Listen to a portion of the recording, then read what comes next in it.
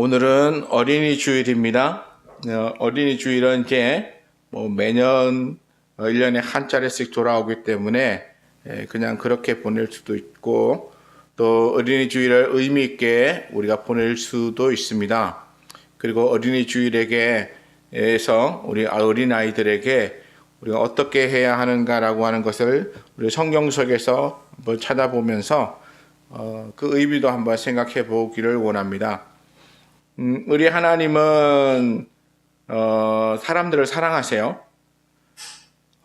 사람들을 사랑하시는데 그 사랑하는 정도가 매우 기쁘십니다. 어느 정도냐면 천하를 주고도 바꿀 수 없을 만큼 사람들을 사랑하신다고 말씀하셨어요. 그 사람의 한 영혼 한 영혼을 천하보다도 더 귀하게 여기신다고 말씀하셨어요. 그 한 영혼은 어떤 영혼인가? 아주 권세 있는 자, 부자, 이렇게 세상적으로 존경받는 사람, 이런 사람들의 영혼만 아니라 우리 하나님은 이 땅 가운데서 사람들에게 멸시도 받고 천대도 받고 그렇게 조롱당하는 사람들의 영혼도 사랑하셨어요. 그리고 성경에 보면 우리 구약 성경에 특별히 이제 읽어 가다 보면 하나님이 너희 하나님은 고아와 가부와 나그네 된 자의 하나님이다라고 하시는 부분들이 있습니다. 하나님은 이렇게 세상 가운데서 연약한 사람들을 하나님께서 주의 깊게 보세요.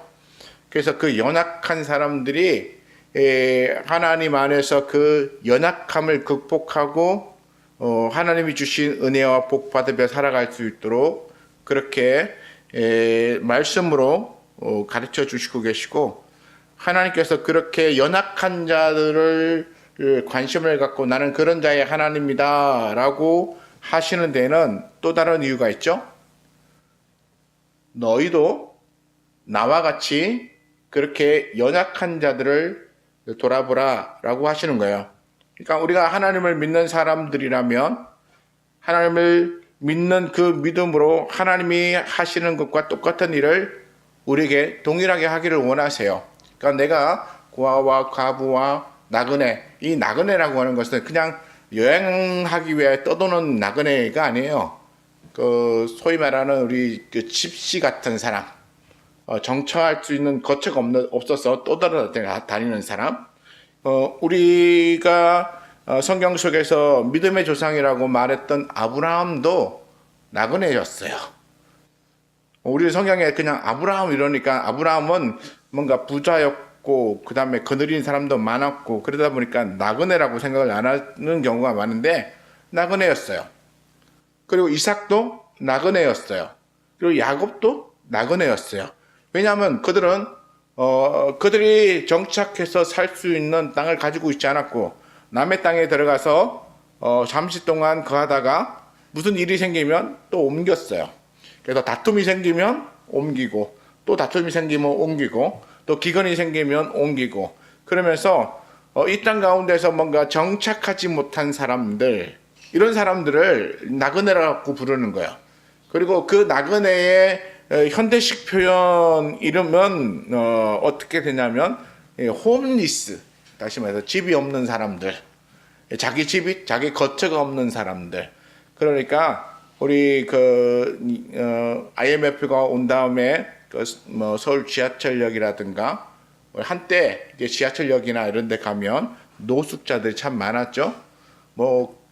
그런 사람들에 해당되는 꼭 완벽하게 그런 사람이다라고 말할 수는 없지만 그 정도로 집도 없고 정처도 없고 그러면서 또 돌아다니면서 뭔가 안착하여 살지 못하는 그런 사람으로 살아가는 사람들 부를 때에 나그네라고 부르셨어요.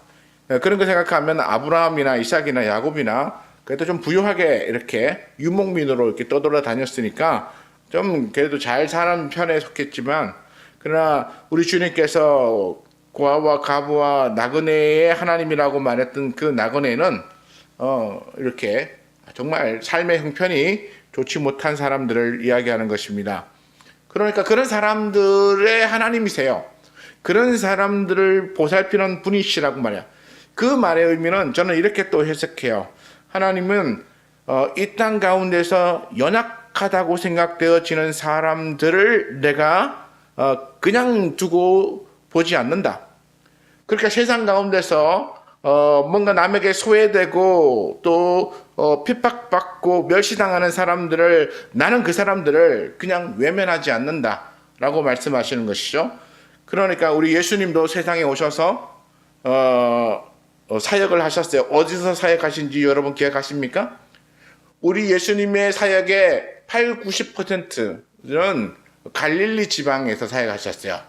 우리는 뭐 유다, 또 예루살렘, 그 다음에 또 그 근처 유대인들이 많이 사는 지역에서 예수님이 사역하셨을 것으로 생각하지만, 그러나 우리 예수님께서 사역하신 곳의 대부분은 저쪽 북쪽 위에, 갈릴리 지방, 갈릴리 호수를 중심으로, 그것도 갈릴리 호수에서 더 위쪽으로 올라가셨는데, 뭐 시돈과 두로 지역까지도 가셔가지고 사역하셨어요.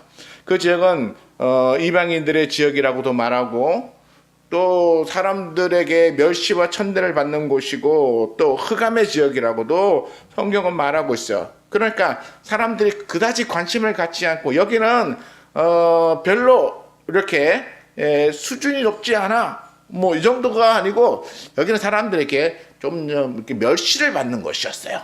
다시 말해서 우리가 그 구약 성경에 보면 북쪽 사마리아가 아수르에게서 멸망되면서 아수르가 이 사마리아 지역에다가 어떤 사람들을 데려다 놨습니까?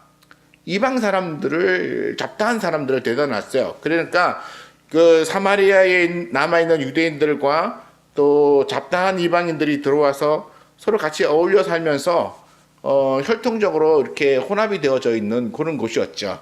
그러니까 나중에 예수님 시대에 이 사마리아 지역에 있는 사람들을 향해서 남쪽 유다 사람들은 굉장히 멸시했어요. 그리고 그들을 사람처럼 취급하지 않았죠. 그래서 소위 말하는 개돼지 취급했다라고 하는 말이 거기서 나오는 것인데요. 그렇게 사람들을 취급하지 않았어요. 그런데 문제는 그러한 지역에 우리 예수님이 가셨다는 거예요. 그러한 지역에 우리 예수님의 사역의 한 80% 이상이 그곳에서 이루어졌다는 거예요. 그리고 그 지역에 있는 사람들을 관심을 두고 그에게 불쌍하고 가난하고, 그 다음에 병들고, 그 다음에 심지어 귀신 들리고, 그런 사람들을 우리 주님께서 관심을 가졌어요. 왜요?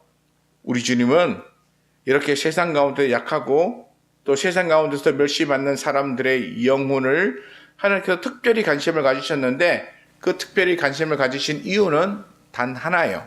뭐냐면 그들도 내가 나의 형상으로 지은 사람들이다 라고 하는 것이죠. 나의 형상. 다시 말해서 이 세상에서 태어난 사람 중에 하나님의 형상대로 지원받지 않은 사람은 아무도 없습니다. 그런데 우리 하나님께서는 이 세상 가운데 살면서 하나님의 형상대로 지원받은 사람들이 다 존중받고 사랑받고 또 자신의 삶을 형통하게 살았으면 좋겠다라고 하는 그런 관심들을 가지고 계세요. 그러면서도 하나님께서, 그러면 아니 가난한 거 없애고 멸시받는 거 없애고 하나님께서 다 통일하시면 되지 않느냐 이렇게 말할 수도 있어요. 그러나 우리 하나님은 왜 그런 것들을 그냥 남겨두시느냐 하면, 이 세상에 아담으로 인해서 죄를 지었고 약화됐고 병들었고, 그리고 병든 것에 대하여 회복할 때까지 그냥 내버려 두신 이유는 하나님께서 역사하시는 역사를 보여주시려고 하는 의도도 있지만, 그러나 하나님께서 우리에게 말씀하신 말씀을 통하여서 하나님을 믿는 사람들이 그 사람들에게 관심을 갖기를 원하는 거야. 그리고 하나님의 말씀대로 너희가 너희 땅에서 너희 가난한 자들을 돌아보면서, 너희 약한 자들을 돌아보면서 너희들이 내가 너희에게 준 사랑을 그들에게 베풀어라 라고 하시는 것이죠. 그러면서 우리 주님이 그렇게 사랑을 보이셨어요. 근데 내가 왜 어린이 주일날 갑자기 그런 얘기들을 이렇게 길게 늘어났느냐 하면, 우리 어린아이들을 향해서도 하나님이 가지신 마음이 동일하다고 저는 생각하기 때문에. 우리 아이들 보면 귀엽기도 하죠. 귀여울 때는 한없이 귀여워서 천사 같은데 때 쓰고 말썽 피우면 정말 감당을 할 수 없을 만큼 마음에 화도 나고 그렇게 됩니다. 그런데 그 아이들을 바라보시는 하나님의 그 시선, 그것은 과연 어떨까? 또 우리가 바라보는 아이들을 향한 시선, 그것은 정말 우리 주님이 아이들을 바라보는 시선과 같을까? 그리고 우리는 아이들을 바라보면서 아이들을 어떻게 지도해야 하는지에 대하여 정말로 잘 알고 있는 것인가? 하나님이 원하시는 대로 우리 아이들을 향하여서 관심을 보이고 그 아이들을 그렇게 이끌고 있는가라고 하는 것에 대해서 한번 생각해 봤으면 좋겠다는 것입니다. 오늘 말씀해 보면 19절에 그것을 너희의 자녀에게 가르치며 집에 앉아 있을 때든지 길을 갈 때든지 누워 있을 때든지 일어날 때든지 이 말씀을 강론하라 라고 말씀하셨어요. 그 말씀에 이것을이라고 말한 또는 그것을이라고 말했던 이것은 뭐냐면 그 바로 앞절에 있는 18절의 말씀이죠. 너희는 나의 이 말을 너희 마음과 뜻에 두고 또 그것을 너희의 손목에 메어 기호로 삼고 너희 미간에 붙여 표를 삼으며, 그러니까 하나님의 말씀을 마음에 두고 하나님의 말씀을 손목에 메고 하나님의 말씀을 미간 다시 이마에다 붙이고 그러면서 아이들에게 가르치라라고 말하고 있습니다. 아이들에게 가르치는 것이죠. 그런데 어느 정도로 가르치라고 말하냐면 여기 보면 첫 번째 집에 앉아 있을 때 보면 그냥 집에 앉아 있을 줄 아무 할 일 없이 앉아 있기도 하고 그렇게 집에 가족들이 그냥 마주보며 앉아 있을 때 그럴 때 아이들에게 하나님의 말씀을 가르치라고 합니다. 두 번째 길을 갈 때 아이들과 이렇게 길을 가고 무슨 일이 있어서 가기도 하고 그러면서 아이들과 함께 길을 가게 될 때에 하나님의 말씀을 가지고 가르치라고 말합니다. 또 세 번째 누워 있을 때 뭐 낮에 한가하게 누워 있을 수도 있지만 밤에 자기 위하여 누워 있을 때 이럴 때에도 아이들에게 가르치라고 말합니다. 심지어 일어날 때 잠자다가 일어나는 그 순간에도 하나님의 말씀을 그들에게 강론하여 가르치라고 말합니다. 그러면 이렇게 앉아 있을 때든지 길을 갈 때든지 누울 때든지 일어날 때든지 가르치라고 하는 말은 무슨 뜻일까요? 우리가 신약에 바울이 복음을 전도할 때 이렇게 말했죠. 너희가 때를 얻든지 못 얻든지 복음 전도함에 힘쓰라고 말했던 것. 그 말씀이 오늘 이 말씀하고 똑같은 말씀이지 않을까 저는 생각해요. 때를 얻든지 못 얻든지 아이들과 함께 하면서 함께 있는 그 순간에 언제든지 어느 순간이든지 우리가 아이들에게 말씀을 가르칠 수 있고 하나님의 뜻을 가르칠 수 있다라고 하는 것을 보여주는 것이죠. 그래서 앉아 있을 때 가르치고 길을 갈 때 가르치고 또 잠자려고 누웠을 때도 가르치고 또 아침에 일어날 때도 가르치고. 그래서 저는 어릴 때 저도 그렇게 잘하지 않았고 우리 아이들에게 그렇게 하지도 못하는데요. 외국 영화들을 보면 가끔씩 이렇게 영화 보면 그 부모들이 아이들에게 책을 읽어주고 아이들에게 이렇게 이마에다가 이렇게 뽀뽀해주고 잘 자라 이렇게 하는데 좋은 것 같아요. 우리 아이들에게 한 번도 못 해봤는데 좋은 것 같아요. 그렇게 성경 말씀을 읽거나 또 말씀을 가르치거나 하는 방법으로 누워 자기 전에 그렇게 가르친다면 참 좋겠다라고 생각되는데요. 우리 한국에서 제가 잘하고 제가 살아오는 환경에서는 그런 어떤 여건이 잘 못 돼 가시고 핑계지만 그렇게 잘 못했습니다. 그런데 그렇게 한다면 아이들에게 좋은 것이 되지 않을까라는 생각도 되어지고요. 또 아이들과 함께 하려고 이렇게 시간을 보내고 애를 쓴 때에도 우리가 언제든지 아이들에게 하나님의 말씀을 가르치는 것, 그것이 하나님께서 성경 안에 이렇게 중간중간에 매우 중요하게 그렇게 이야기하고 있다는 것을 보면 아이들에게 말씀을 가르치는 것이 얼마나 소중한 것인가라는 하는 것을 알 수 있습니다. 성경을 제가 쭉 읽어보니까 하나님께서 성경 말씀을 대체로 당대에 살고 있는 사람들에게 말씀하셨어요. 그리고 그 당대에 살고 있는 사람들이 하나님의 말씀을 지키고 가르칠 수 있도록 그렇게 하나님이 부탁하셨습니다. 그 가르칠 수 있도록 부탁하신 그것은 결국 지금 장성하여 있는 어른들뿐만 아니라 이제 자라나는 어린아이들이 다시 그 장성한 위치에 올라왔을 때에 그 아이들이 하나님의 말씀을 가지고 살 수 있도록 하게 하기 위한 하나님의 그런 뜻이 아닌가 생각이 돼요. 그냥 추정하는 정도가 아니라 하나님께서 분명하게 우리에게 그렇게 말씀하고 계신다는 것을 볼 수 있습니다. 오늘 우리가 하나님께서 이렇게 자녀들에게 가르치라라고 했던 그 말씀에 대해서 우리가 생각해 보면 여기 21절에 이렇게 나옵니다. 그리하면 여호와께서 너희 조상들에게 주시리라고 맹세하신 땅에서 너희의 날과 너희 자녀의 날이 많아서 하늘이 땅을 덮는 날과 같으리라 라고 말씀하셨어요. 하나님의 말씀을 아이들에게 가르치는 것은 세상의 그 어떤 것보다도 소중하고 귀한 것입니다. 그리고 하나님의 말씀을 가르침으로 그들이 하나님을 알고 하나님을 의지하도록 만드는 것은 세상의 그 어떤 학문보다도 뛰어나고 또 많은 재산보다도 훨씬 더 소중한 것입니다. 위대한 유산이라고 하는 어떤 소책자보다는 좀 작은 책을 본 적이 있는데요. 위대한 유산, 그래서 대체 무엇을 남겼기에 위대한 유산인가 하고 저는 일부러 책을 사서 한번 봤는데 거기 보니까 그 저자가 다른 많은 이야기들을 하는데요. 그냥 성경 이야기를 쭉 해요. 쭉 하다가 나중에 유산으로 물려줄 것은 믿음이다라고 하는 것으로 결론을 내더라고. 그래서 그때는 제가 책을 이렇게 어떤 책을 골라봤냐면 자기계발서, 리더십에 관한 책들, 그런 책들에 대해 굉장히 관심을 많이 가지고 또 그런 책들을 주로 읽을 때였어요. 그래서 그 책을 보면서 이 책이 뭐지? 뭐야? 그냥 성경 이야기만 하다가 끝났네?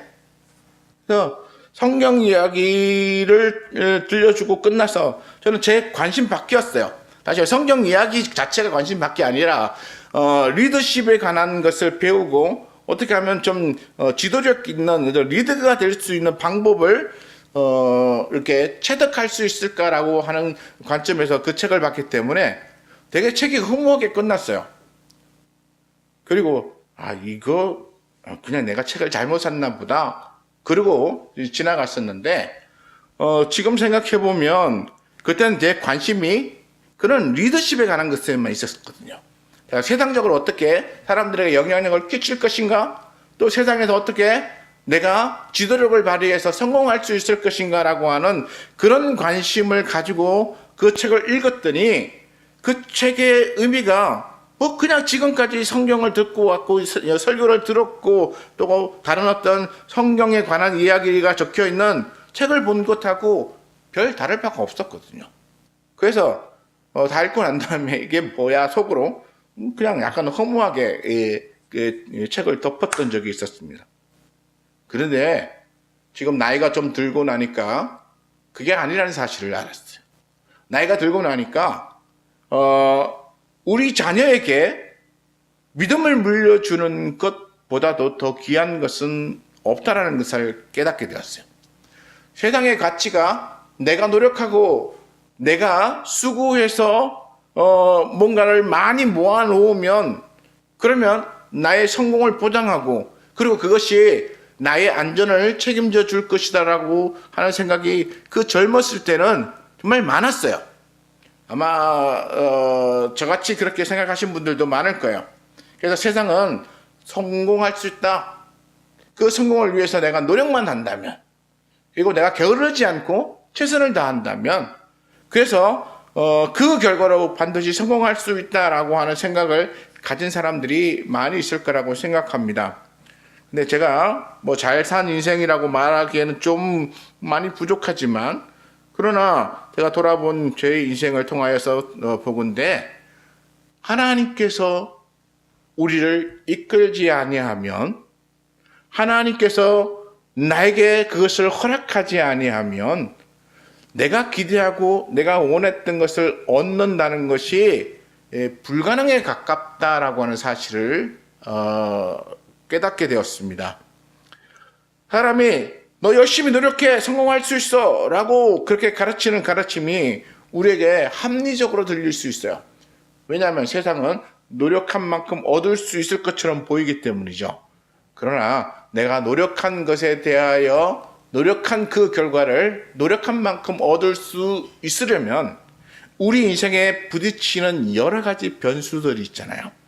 그렇잖아요. 만나는 사람들, 내가 살고 있는 환경, 그리고 또 내가 아직 만나지 못했던 앞으로 만나게 될 수많은 사람들, 그리고 또 그 수많은 사람들과의 관계를 어떻게 맺어갈 것인가라고 하는 것도 그렇고, 또 사람은 당장 내일 일을 알지 못해요. 내일에 무슨 일이 벌어질지 알지 못하죠.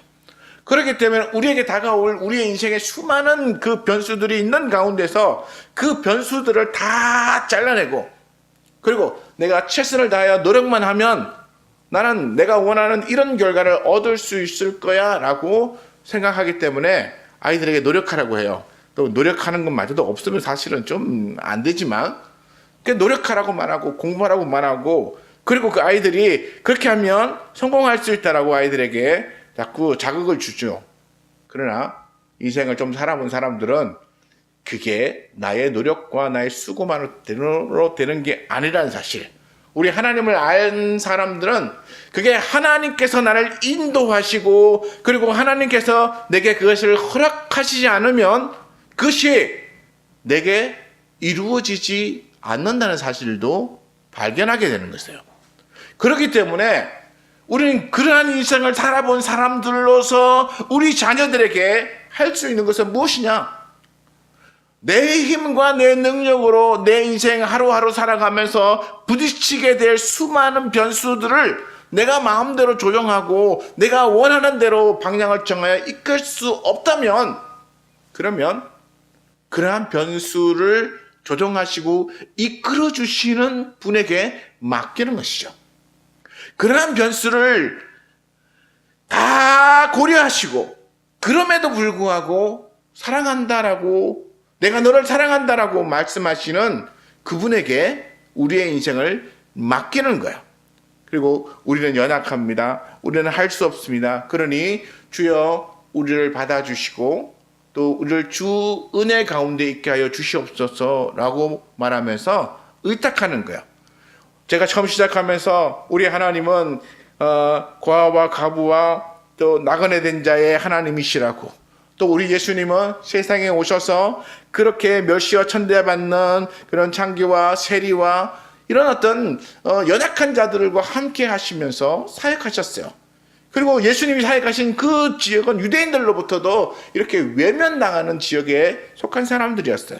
저 갈릴리 사람이 아니지 않느냐라고 하는 말은 그게 있잖아요. 그냥 갈릴리 사람이다라고 하는 말이 아니고 갈릴리 사람이라고 하는 멸시의 말이었어요. 그러니까 세상으로부터 멸시받는 갈릴리 사람들을 제자로 삼으시고 그 갈릴리 사람들을 하나님의 일꾼 삼으셨어요. 그것은 우리 주님은 그렇게 연약한 사람들에게 관심 있는 거예요. 그리고 그 연약한 사람들이 하나님을 믿기를 원하는 거예요. 또 우리 어린아이들과 같이 어린아이들이 하나님을 의지하고 하나님 바라보면서 믿음으로 서기를 원하는 거야. 이런 연약한 자들이나 이 어린아이들이 하나님을 바라보는 그 믿음으로 하나님만 전적으로 의지하고 자기 힘과 자기의 능력을 의지하지 않고, 그리고 하나님 앞에 나오는 거죠. 우리 주님은 그것을 원하셨던 거예요. 세상에 부유한 사람들은 자기는 안 그렇다고 말해요. 다 물어보면 안 그렇다고 말하는데 돈이 있으면 돈을 의지하게 돼 있어요. 부자 아닌 사람들도 그렇거든요. 저도 돈이 좀 있으면 돈으로 사면 되지 뭐 이렇게 되는 생각이 쉬워요. 돈이 많아지면 많아질수록 내 돈으로 해결하는 부분들이 더 많아지기 때문에 그 해결할 수 있는 부분들에 대해서는 하나님 의지하지 않아요. 이제 내가 가진 돈으로 해결할 수 없는 부분으로 넘어가야 그 다음에 하나님께 기도하게 돼요. 권세가 많은 사람들은 자기 권세로 이것저것 해요. 그것은 기도하지 않아요. 그런데 그 권세의 능력에 밖에 자기가 그 가진 힘으로 할 수 없는 상태가 되어야 그 다음에 하나님 의지해요. 그러니까 우리 주님이 오셔서 가난한 자들을 만나시고 병든 자들을 만나신 이유가 무엇일까요? 그 가난한 자와 병든 자들은 하나님을 우리 예수님을 전적으로 신뢰할 수밖에 없어요. 왜냐하면 그들이 가지고 있는 연약함 때문에 우리 주님을 붙잡을 수밖에 없었고, 또 그들이 돈을 가지고 있지 않았기 때문에 자기 돈을 의지해서 자기를 치유해 줄 수 있는 사람을 찾아갈 수 없었기 때문에 치유해 주신다고 하니까, 병든 자를 고쳤다고 하니까 그 병든 자 고쳤다는 그 기적을 자기도 경험하고 싶어서 그 먼 곳에서부터 주님을 따라다니는데 며칠을 따라다녀서 그들이 굶주리면서까지 우리 주님을 따라다녔어요. 그 경험을, 그 치유를 경험하고 싶었기 때문에. 또 그래서 우리 주님은 그렇게 하나님을 전적으로 의지할 수 있는 사람들을 이렇게 가까이 하시면서 하나님을 전적으로 의지하도록 역사하셨어요. 근데 성경에도 보면 우리 예수님께서 그렇게 말씀하셨죠. 너희가 이 어린아이와 같이 되지 아니하면 결단코 천국에 들어갈 수 없느니라. 이 말은 무슨 말일까요?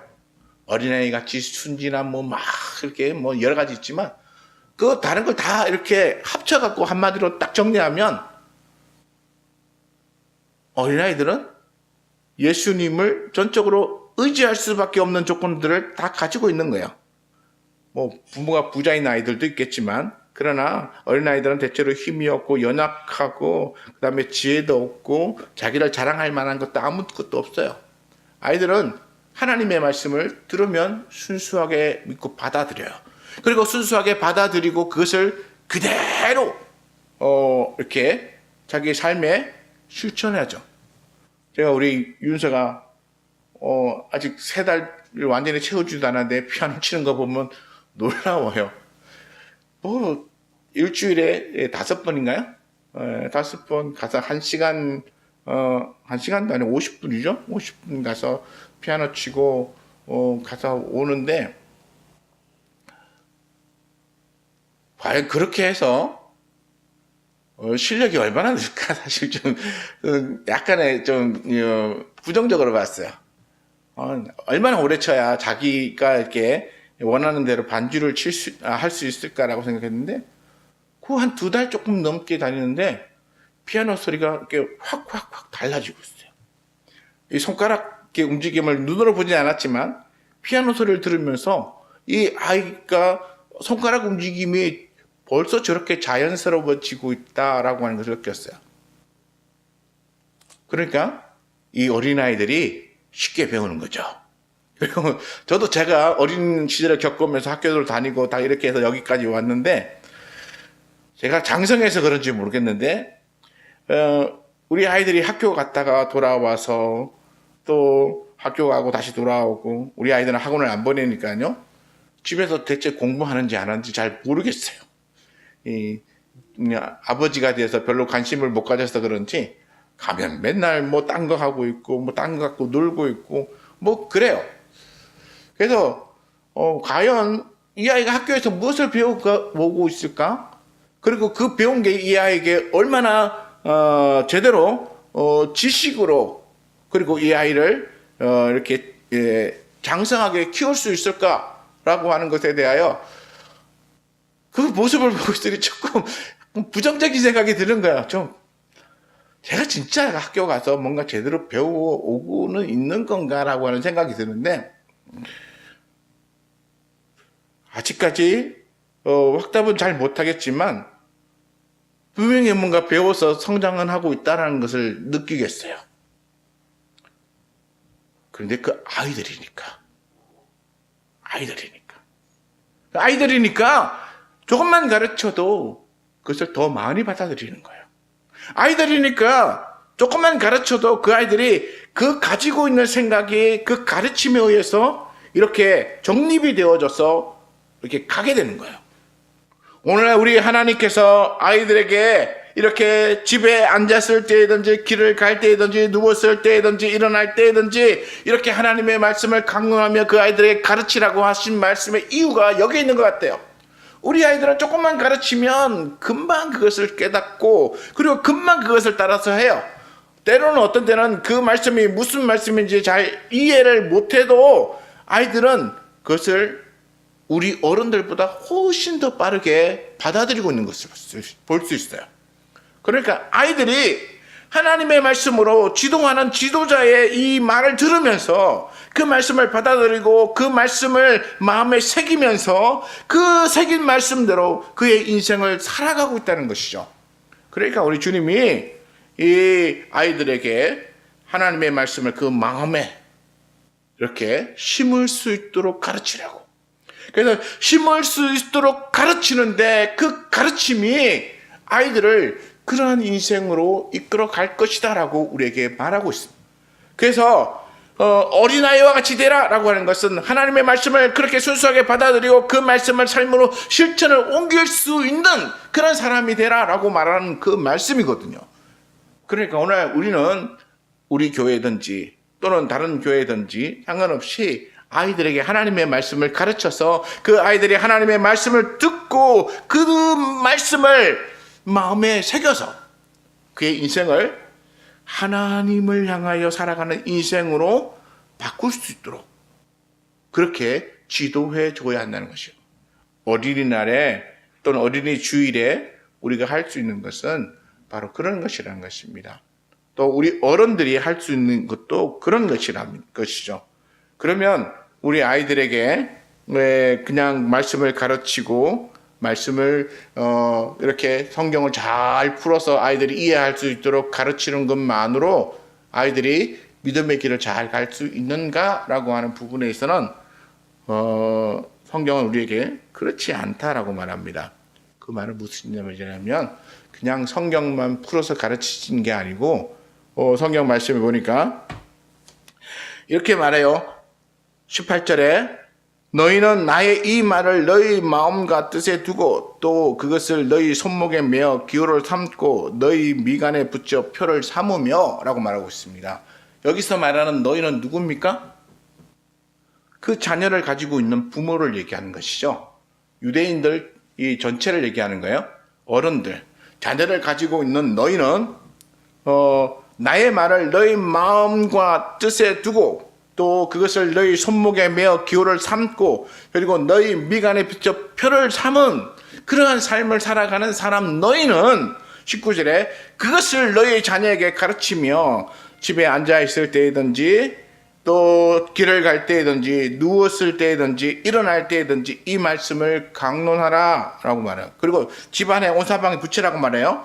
내 집 문설주와 바깥 문에 기록하라 이러면서 아이들에게 하나님의 말씀을 가르칠 때 하나님의 말씀을 가르치는 너희가 먼저 하나님의 말씀을 마음과 뜻에 두고 그 말씀을 항상 볼 수 있게 그리고 그 말씀에 순종하여 살아가고 너희가 먼저 모범을 보여주고 아이들에게 그 말씀을 이야기할 때에 그 아이들이 그 말을 듣는다. 그래서 21절에 그렇게 너희가 하나님의 말씀을 먼저 너희 마음과 뜻에 두고 아이들을 그렇게 지도하면 그러면 여호와께서 너희 조상들에게 주리라고 맹세하신 땅에서 너희 날과 너희 자녀의 날이 많아서 하늘이 땅을 덮음 같으리라. 여기 보면 너희 날과 너희 자녀의 날이 같이 나와요. 나는 이제 됐으니까 너네들이 잘 되면 돼 라고 하는 것으로 끝난 게 아니고 우리 하나님은 너희 날과 너희 자녀의 날이 같이 가도록 하셨어요. 그러니까 신앙에 대한 가르침도 너희가 먼저 하나님 앞에 서는 것과 너희 자녀들이 같이 서는 것을 동시에 말하고 있다는 것이죠. 그러니까 내가 하나님의 말씀에 대하여 바르게 가르치고 바르게 행하지 아니하고 그렇게 자녀들에게 뭐라고 하나님의 말씀 잘 가르치라고 하면 아이들이 잘 안 듣죠. 우리 아들내미도 잘 안 들어서 제가 요즘 마음이 많이 쓰여요. 제가 잘 모범을 못 보인 것 같은 생각이 많이 들기 때문에 우리가 우리 자녀들에게 하나님의 말씀을 실천하는 모습을 먼저 보여야 된다는 것이죠. 신약성경에 보면 우리 예수님께서 이렇게 말씀하셨어요. 하나님의 말씀을 행하며 가르치는 자는 복이 있다. 또 하나님의 말씀을 행하며 가르치는 자가 큰 자다. 이렇게 말씀하셨어요. 그러니까 우리가 하나님의 말씀을 행하면서 가르칠 때에 그 가르침의 효과가 나타난다는 것이죠. 오늘날 우리 장년들은 또 우리 부모된 자들은 우리가 해야 되는 것이 뭐냐면 우리 자녀들을 위하여 하나님의 말씀을 내가 행하며 모범을 보이며 그 모범된 것을 아이들이 보고 따라올 수 있도록 그렇게 가르치는 것이죠. 근데 대체로 우리는 참 많이 실패하고 있습니다. 왜 실패하느냐? 우리가 너무 바빠요. 우리가 너무 바빠요. 우리의 몸도 바쁠 뿐만 아니라 우리의 마음도 세상의 여러 가지 것들로 많이 분주해요. 그러다 보니까 저도 많이 그랬는데 야 너는 네가 가서 해 공부해 이렇게 떠밀어 버리는 경우가 많은데요. 아이들에게 이렇게 떠밀어 버리면 아이들이 가서 자기 하고 싶은 것만 해요. 그렇죠? 너무 바빠요. 사단의 전략이라고 생각해요. 좀 사단에게 핑계를 넘기고 싶은데 사단의 전략이라고 생각해요. 우리를 너무 바쁘게 만들어요. 또 우리의 마음을 너무 이렇게 분주하게 만들어요. 그래서 하나님의 말씀에 집중할 수 없게 만들고 그리고 내가 내 주변에서 일어나는 여러 가지 일들로 내가 근심하고 내 마음이 분주해져 있게 만들어서 하나님의 말씀에 내가 집중하지 못할 뿐만 아니라 내 자녀에게도 하나님의 말씀을 가르치는 데에 집중하지 못하도록 나를 이렇게 많이 흔들어 놓는다는 거죠. 그게 나만 그럴까요? 우리 한국의 수많은 그리스도인들 또는 뭐 저와 비슷한 목회자들도 아마 너무 분주하고 바빠서 자기 아이들을 돌보지 못하고 자기 아이들의 신앙에 대하여 관심을 쓰지 못하는 그런 분들이 많을 거라고 생각해요.